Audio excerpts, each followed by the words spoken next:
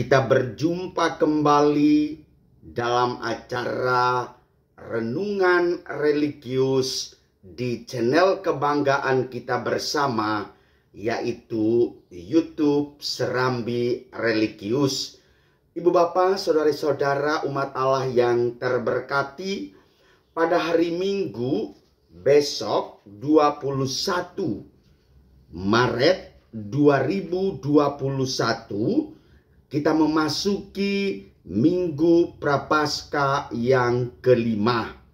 Bacaan-bacaan yang akan disajikan oleh Tuhan melalui firman-Nya diambil dari bacaan pertama dari kitab Yeremia bab 31 ayat 31 sampai dengan ayat 34. Aku akan mengikat perjanjian baru dan takkan lagi mengingat dosa mereka. Itulah dasarnya Maha Rahim Allah. Itulah hebatnya kebaikan Tuhan kita yang tidak pernah mengingat dosa kita. Tetapi ketika kita menyadari bahwa kita adalah orang berdosa, kita datang kepadanya mengakui dan memohon ampun dari Allah yang Maha Rahim. Di sanalah kita akan diberikan suatu perjanjian baru, yakni perjanjian keselamatan. Sementara dalam bacaan kedua diambil dari surat kepada orang Ibrani bab 5 ayat 7 sampai dengan 9. Kristus telah belajar menjadi taat dan menjadi pokok keselamatan yang abadi. Sungguh dahsyat dan luar biasa iman kita bahwa Kristus yang adalah tokoh iman kita menampilkan suatu spiritualitas ketaatan kepada Bapa sampai wafat di kayu salib hanya demi menyelamatkan kita umat manusia. Dan bacaan pertama serta bacaan yang kedua ini diteguhkan dalam bacaan Injil yang diambil dari Injil Yohanes bab 12 ayat 20 sampai dengan 33. Di antara orang-orang yang datang ke Yerusalem untuk merayakan Paskah terdapat beberapa orang Yunani. Orang-orang itu pergi kepada Filipus yang berasal dari Betsaida di Galilea, lalu bertanya kepadanya, "Tuan, kami ingin bertemu dengan Yesus." Filipus pergi memberitahukannya kepada Andreas, dan berdua mereka menyampaikannya pula kepada Yesus. Tetapi Yesus menjawab mereka, katanya, "Telah tiba saatnya Anak Manusia dimuliakan. Aku berkata kepadamu, sesungguhnya jikalau biji gandum tidak jatuh ke dalam tanah dan mati, ia tetap satu biji saja, tetapi jika mati, ia akan menghasilkan banyak buah. Barang siapa mencintai nyawanya, ia akan kehilangan nyawanya. Tetapi barang siapa tidak mencintai nyawanya di dunia ini, ia akan memeliharanya untuk hidup yang kekal. Barang siapa melayani aku, ia harus mengikuti aku. Dan di mana aku berada, di situ pun pelayanku akan berada. Barang siapa melayani aku, ia akan dihormati Bapa. Sekarang jiwaku terharu, dan apakah yang akan kukatakan? Bapa, selamatkanlah aku dari saat ini.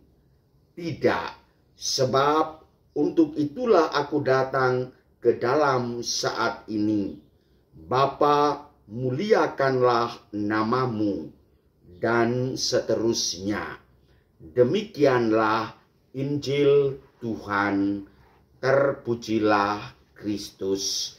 Ibu bapak, saudari-saudaraku yang terkasih, jika ingin selamat, jika mau dimuliakan, maka terlebih dahulu kita harus siap memanggul salib, memikul beban yang harus kita hadapi pada saatnya nanti. Pemberitaan kematian Yesus merupakan suatu proklamasi yang menggetarkan jiwa dan raga kepada para pendengar. Yesus berbicara tentang kematiannya sebagai suatu pemuliaan dan bukan sebagai suatu tragedi. Harus dicatat dengan baik ini. Dia mengajarkan murid-muridnya bahwa jalan mencapai keberhasilan adalah melalui penderitaan dan kematian. Injil Yohanes bab 12 ayat 24. Yohanes menuliskan bahwa ada beberapa orang Yunani mengikuti perayaan Paskah Yahudi di Yerusalem. Mereka memiliki hasrat untuk berjumpa dengan Yesus. Hasrat mereka ini disampaikan melalui perantara Filipus dan Andreas. Mereka pun menyampaikan permohonan ini kepada Yesus. Jawaban Yesus terhadap permohonan ini menarik perhatian kita. Yesus mengatakan, telah tiba saatnya Anak Manusia dimuliakan. Injil Yohanes bab 12 ayat 23. Perkataan Yesus ini mengingatkan kita pada peristiwa Kana. Ketika ia mulai perutusannya, pada saat itu ia mengatakan kepada ibunya ketika kehabisan anggur tiba-tiba. Lalu ibunya bilang, "Nak, tolong dulu perhatikan bagian belakang. Kentong yang berisi anggur itu nyaris kosong. Bagaimana mungkin pesta ini berlangsung tanpa anggur?" Yesus mengatakan, "Ibuku, saatku belum tiba." Suatu seruan untuk beriman sungguh kepada Allah bahwa akan ada saat pemuliaan yang dinyatakan Allah dalam diri Yesus Kristus. Dan ia juga mengungkapkan hal yang sama kepada saudara-saudaranya yang ingin menghadiri Hari Raya Pondok Daun. Injil Yohanes bab 7 ayat 6 sampai 8. Saudara-saudari yang terberkati, Yohanes menceritakan bahwa ada beberapa orang Yunani mengikuti perayaan Paskah di Yerusalem. Sungguh jawaban-jawaban yang diberikan Yesus ini menebus dosa, menusuk hati nurani kita. Bagaimana mungkin tiba saatnya akan dimuliakan lewat penderitaannya, bagaikan biji gandum yang mati menghasilkan buah yang baru. Dia pun akan menderita lalu menghasilkan kehidupan yang baru. Nah, ini bagaimana mungkin bisa terjadi? Tuhan Yesus menyebut dirinya sebagai biji gandum yang jatuh ke tanah dan mati agar dapat menghasilkan buah melimpah. Sebagai putra Allah, ia belajar menjadi taat dalam penderitaan untuk menjadi pokok keselamatan kekal bagi semua orang yang taat kepadanya. Dialah pelaksana perjanjian Allah yang baru, di mana Allah mengampuni kejahatan umatnya dan tidak akan mengingat dosa-dosa umatnya. Saudara-saudariku yang terberkati, beriman kepada Yesus berarti komitmen pribadi untuk mengikuti Dia, menaati semua ajarannya, serta berada di mana Dia ada. Mengikuti Yesus termasuk menyangkal diri dan memikul salib. Dalam kemanusiaannya, Yesus pun tidak mau menderita. Yesus sungguh berkata dalam doanya di Taman Getsemani pada malam sebelum ia ditangkap, "Ya Allah, biarlah cawan ini berlalu daripadaku, Tetapi jangan biar kehendakku, melainkan kehendakmu lah yang terjadi. Non quod ego sed quod tu.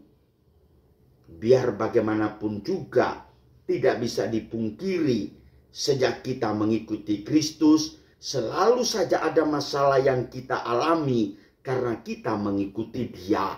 Saudara-saudariku yang terkasih, suasana pandemi mengakibatkan bermacam-macam hal. Inilah salib hidup kita. Bukan berarti kita memiliki suatu ketakutan yang luar biasa. Kita tidak datang ke gereja. Wah, sadarlah saudara-saudari, sebagai orang yang punya pengharapan di dalam nama Yesus yang telah menunjukkan kemuliaan lewat kematian di salib, kita pun siap menderita, bahkan mati, dan siap ikut bangkit bersamanya di dalam Paskah. Deo gratias. Selamat merayakan hari Minggu Prapaskah yang kelima. Amin.